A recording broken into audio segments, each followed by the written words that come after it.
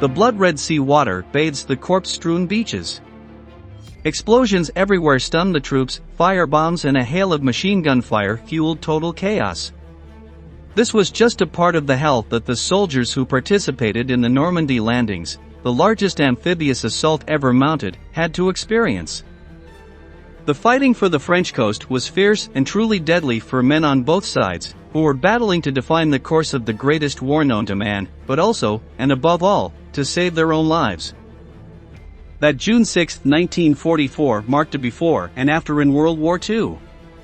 The Allied victory was truly the beginning of the end for Nazi Germany, as many German soldiers instantly understood when they saw the horizon littered with enemy ships closing in on them. Operation Overlord is perhaps the most remembered battle of the war. It has been narrated, replicated and represented hundreds of times in books, movies and even video games, but it has always been told from the side of the American and British soldiers who made their way through a deadly gunfight to set foot on the European continent and not leave it until end the Third Reich. Of course, history is written by the winners, as they say.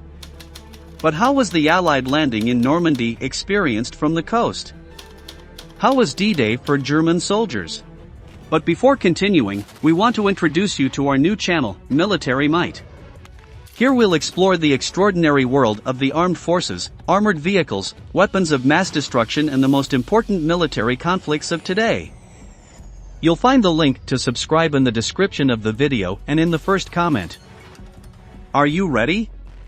Let's get started.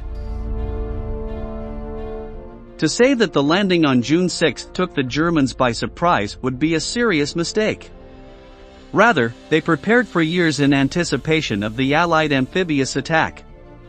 In 1942, Hitler had ordered the construction of the Atlantic Wall, a huge system of defense fortifications that stretched from Spain to Norway, which in theory would be enough to prevent the arrival of British or American forces from the sea. In the months before D-Day, and alarmed by the successful Allied landings in Italy, the Germans took further backup measures. They mobilized troops, placed anti-ship obstacles, mines and bombs along the beach, built bunkers and assembled a veritable army to meet the enemy, all under the command of Commander Erwin Rommel. It is estimated that, spread over the 2,000 miles of the French coast, there were more than 50,000 German soldiers.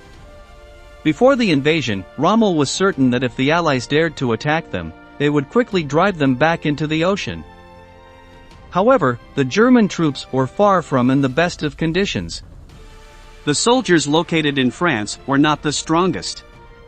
On the one hand, there were entire battalions that came from the hardline Eastern Front. Many were sick, injured or even psychologically unstable due to the appalling conditions in which they had to fight against the Red Army. On the other hand, many of the men were nothing more than Soviet or other prisoners of war, who were forced to fight for the Third Reich under threat. At the same time, much of the rest of the army were young people seeing action for the first time in the defense of Normandy, and who quickly understood that the propaganda portraying the German army as invincible was just that, propaganda.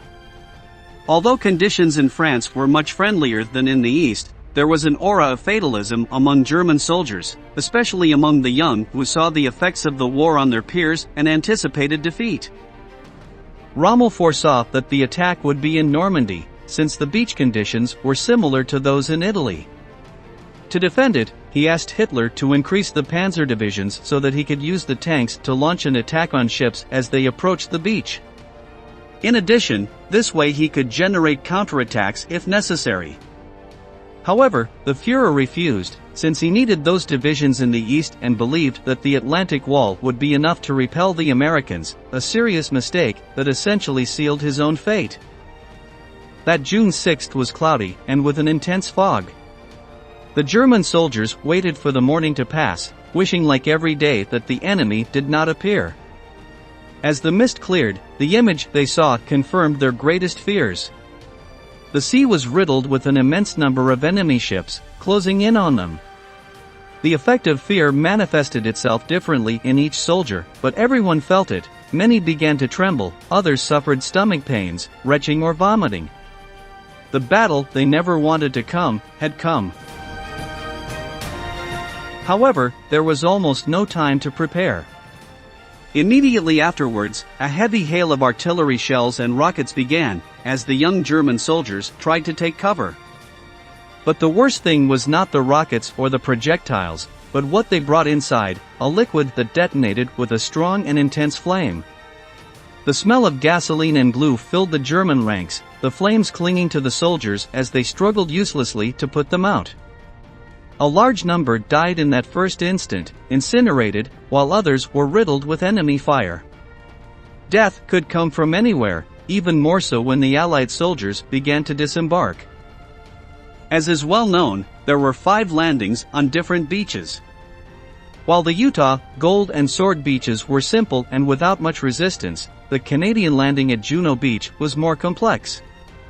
But, without a doubt, the most dramatic scenes were experienced in Omaha Beach, where the German defenses were more prepared and managed to inflict enormous damage on the Americans through their machine guns that only stopped firing when they got too hot. In any case, slowly, the Allies were gaining ground. The fierce and bloody battle raged on for hours, but the German soldiers never had a real chance of winning it. With no vehicles to push back, no power for a counterattack, low ammunition, and a strong and determined enemy, the main thing for the men of the Third Reich became survival.